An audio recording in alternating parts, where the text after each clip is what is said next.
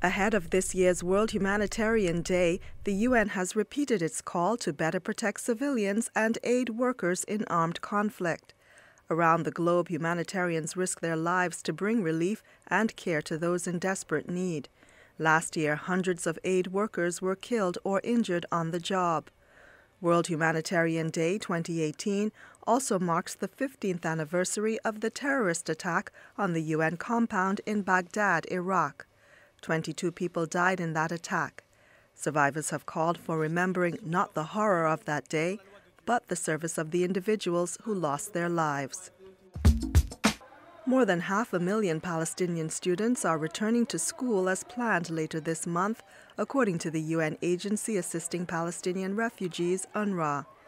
But the agency says there is still not enough money to educate them for a full school year, citing a shortfall of some $200 million in funding.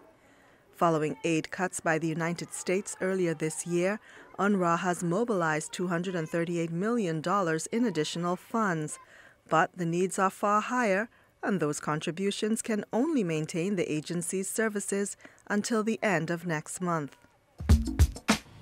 Turning to Eastern Democratic Republic of the Congo, the UN World Health Organization is concerned that raging conflict has made the recent Ebola outbreak there even more dangerous. There are more than 100 armed groups in the region, and WHO says the insecurity makes it hard for local people to move and get urgently needed support.